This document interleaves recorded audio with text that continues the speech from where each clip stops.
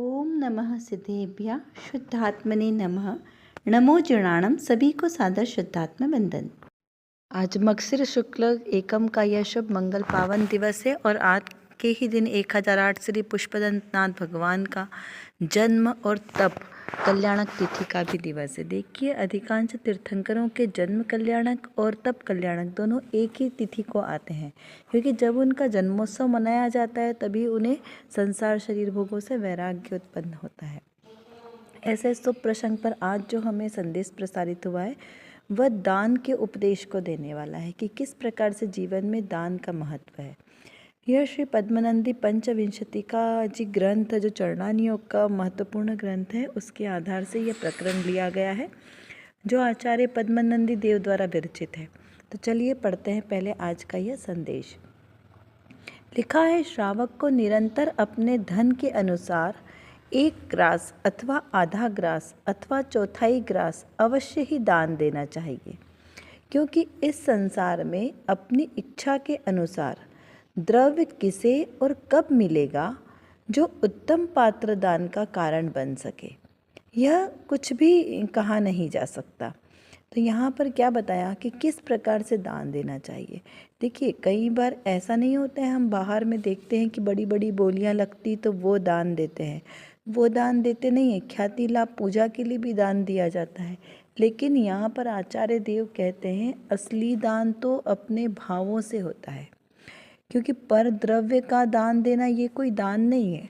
जड़ वस्तु का दान, जड़ वस्तु को देना, वो उसमें क्या महत्वपूर्ण बात हुई। जो द्रव्य कभी मेरा था ही नहीं, उसका हम दान कैसे दे सकते हैं। दान तो उसका दिया जाता है जो मेरी वस्तु हो, उसका हमने दान किया जाता है। और त्याग किसका करते हैं, जो बुरी वस्तु हो, जो हमने ग्रहण की है बुरी वस्तु, उसका हम त्याग करते हैं। तो मैं कौन हूँ? मैं तो आत्मा हूँ, और आत्मा ने कभी भी किसी पर द्रव्य को ग्रहण किया है क्या, जिसका उसे त्याग करना है। अनादि काल से आत्मा इस शरीर के साथ रहता है। कोई न कोई शरीर तो उसे प्राप्त होता है ना, कर्म के उदय से। तो क्या कभी भी कर्म के किसी एक परमाणु ने भी आत्मा को में प्रवेश किया, या आत्मा ने किसी एक भी कर्म परमाणु को ग्रहण किया? नहीं किया ना। क्यों? क्योंकि दोनों में अत्यंत भिन्नता है, अत्यंता भाव है। एक द्रव्य दूसरे द्रव्य को छू नहीं सकता, स्पर्श नहीं कर सकता, तो उसमें प्रवेश कैसे करेगा। तो इस प्रकार से तो मेरा आत्मा है वो त्यागो उपादान शून्यत्व शक्ति से परिपूर्ण है। उसने कभी किसी पर पदार्थ को ग्रहण ही नहीं किया, तो उसे छोड़ने का कोई बात ही नहीं होती है। तो यहाँ पर क्या बात कही, तो यहाँ पर यह बात निश्चय नहीं की अपेक्षा से कही है कि निश्चय नहीं से मेरा आत्मा कुछ भी ग्रहण नहीं करता और कुछ भी त्याग नहीं करता, लेकिन व्यवहार से जो हमारे पास परिग्रह आदि है उसमें से अपनी शक्ति अनुसार दान देना चाहिए, त्याग करना चाहिए। अन्यथा यदि हमने वर्तमान में भी ऐसा मान लिया कि मेरा आत्मा तो कुछ भी ग्रहण नहीं करता, कुछ त्याग नहीं करता, तो वहाँ पे स्वच्छंदता आ जाएगी, और स्वच्छंदी नहीं बनना है। यहाँ पे बुद्धिपूर्वक विचार करना है कि यदि 5 इंद्रिय के विषय भोगों में हम लिप्त रहे तो संसार का हमारा परिभ्रमण बढ़ जाएगा। तो इसीलिए उन 5 इंद्रिय के विषय भोगों को सीमित करने के लिए त्याग की प्रेरणा दी गई है, यानी त्याग का उपदेश दिया गया है आगम में। और दान हमारे पास जो भी वस्तु है उसमें से अत्यंत भक्ति भाव से अपनी वस्तु को दान देने का भाव रखना, ताकि उससे हमारी विषयों के प्रति आसक्ति कम हो। तभी सबसे पहले फिर ये विचार आएगा कि फिर दान किसको देना। तो दान सुपात्र दान को दान देना, उसमें भी उत्तम मध्यम और जघन्य पात्र उनको दान देना, वो हमारे सुख का पुण्य बंध का कारण है। यदि हमने कुपात्र को या अपात्र को दान दिया तो वो दान हमारा निरर्थक होगा, पाप का बंध कराएगा।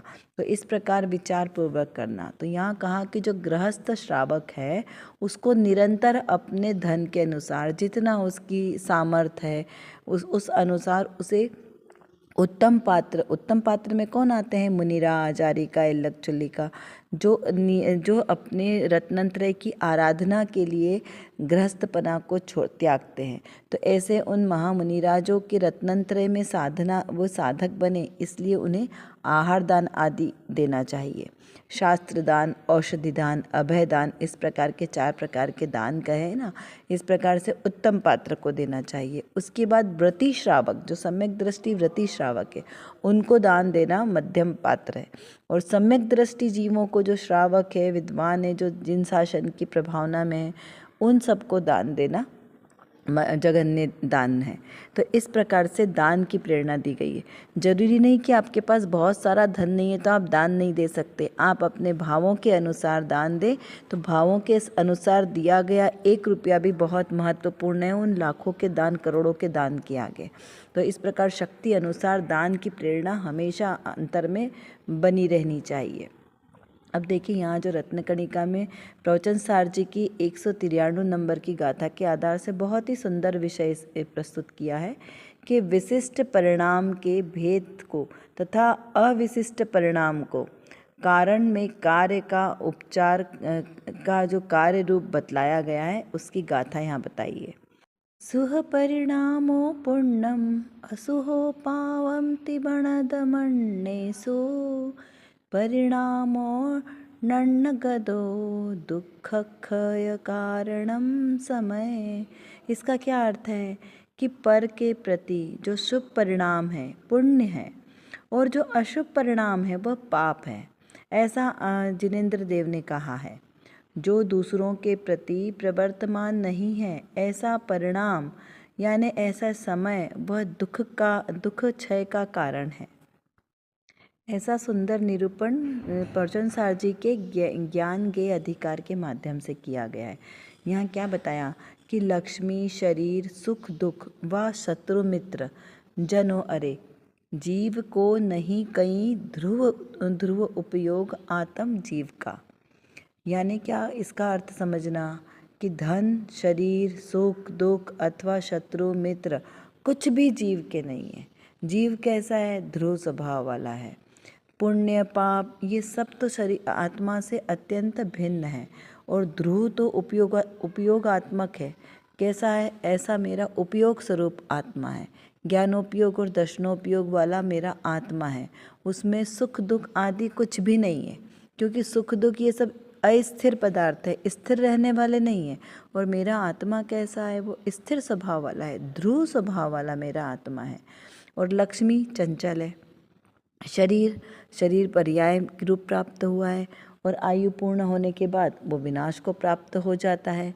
सुख आएगा तो दुख आएगा, जब दुख है तो सुख आएगा, सुख है तो दुख आएगा। और सुख भी कहाँ है? सुखाभास। क्यों? क्योंकि संसार में सुख नहीं है, सुखाभास है। सुख कहाँ है? वो शाश्वत सुख जो सिद्धालय में है। और संसार में दुख है, तो जहाँ पे दुख है, दुख से निवृत्ति होगी जब शाश्वत संसार से रहित सुख की हमें अनुभूति होगी। तो यहाँ पर शत्रु मित्र कोई नहीं है। जो शत्रु हमें लग रहा है वो किसी न किसी समय में हमारा मित्र बनेगा।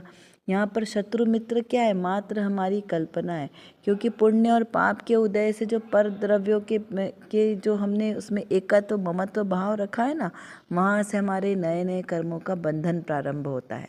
और ये सब कैसे? बंध के कारण है। और ये बंध के कारण भी जीव के नहीं है। जीव में आश्रय नहीं है, जीव का इसमें संवर नहीं है, निर्जरा नहीं है, मोक्ष नहीं है, बंध नहीं है, कुछ भी जीव के ये पदार्थ नहीं है। जीव कैसा है? एकमात्र वो ज्ञायक स्वभावी वाला आत्मा है, शुद्ध शुद्ध शुद्ध है, उसमें कर्म का प्रवेश ही नहीं है। इस प्रकार से यहाँ पर भेद ज्ञान की धारा को बताया है कि किस प्रकार से हमें प्रति समय भेद ज्ञान करना है। किससे भेद करना है? इस शरीर और इससे संबंधित अन्य परद्रव्यों से भेद ज्ञान। जितना जितना भेद ज्ञान की धारा को गहरी उतरती जाएगी, उतना उतना हमें अपना आत्मा समझ में आएगा। अपने आत्मा को समझने के लिए, जानने के लिए भेद ज्ञान ही आवश्यक है। इसके अलावा और कुछ भी आवश्यक नहीं है। चाहे कितना भी शास्त्र स्वाध्याय कर ले, क्षयोपशम ज्ञान कर ले, लेकिन जब तक अंतर में अनुभूति नहीं होगी, अंतर में भेद ज्ञान की धारा नहीं चलेगी, तब तक ये किसी भी प्रकार से कार्यकारी नहीं होगा। देखिए, बाहर से ज्ञानी जीव कोई ऐसे पहचान में नहीं आता है कि ये ज्ञानी है कि ये अज्ञानी है। मात्र परिणति से हम जज करते हैं, लेकिन उस जीव का अंतर में उपयोग क्या चल रहा है ये तो वो स्वयं ही जानता है। बाहर से हमें कई बार दिखाई देता है कि अरे ये तो बहुत स्वाध्याय करते, इन्हें इतना याद है, इतना सब कुछ इन्हें पता है, इनकी चर्या भी बहुत अच्छी, सब कुछ अच्छा है, तो ये तो सम्यक दृष्टि ही होंगे। लेकिन अंतर के परिणामों से पता चलेगा कि वो जीव के क्या परिणाम है, और वो जीव वो स्वयं जानता है या फिर केवल ज्ञानी जानता है। उसका जजमेंट करने वाले हम नहीं हैं। ऐसे आपको बहुत सारे उदाहरण आसपास देखने मिल जाएंगे। इसीलिए हमें क्या करना है, अपना लोटा छानना है, स्वयं का निर्णय पक्का करना है कि हमें क्या, हमारा स्वरूप कहाँ जा रहा है, हमारी सोच कहाँ जा रही है। किसी के कहने में नहीं आना है। चलिए कुछ प्रश्नों के माध्यम से पहले चिंतन धारा को बढ़ाते हैं। आत्मा त्याग नहीं करता और न दान दे सकता है, किस अपेक्षा से कहा है, इसका विचार करें। त्याग और दान में क्या अंतर है? सर्वश्रेष्ठ दान क्या है? किसको दान देना, कैसे देना, इसका विचार करें। दान और त्याग के संबंध में हमें कौन कौन सी भ्रांतियाँ हो रही है, हमें इसका विचार करना है।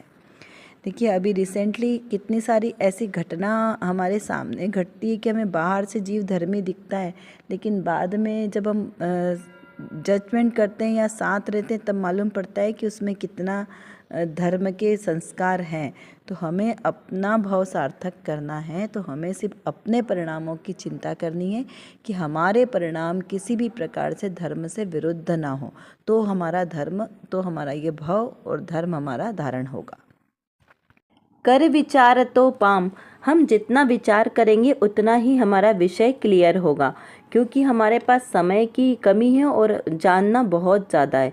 और किसको जानना है? अपने ही ज्ञायक स्वभाव को जानना है। तो जब तक हम अपने इस ज्ञायक स्वभाव को नहीं जानेंगे तब तक हमारा कोई भी कार्य सिद्ध नहीं हो सकता।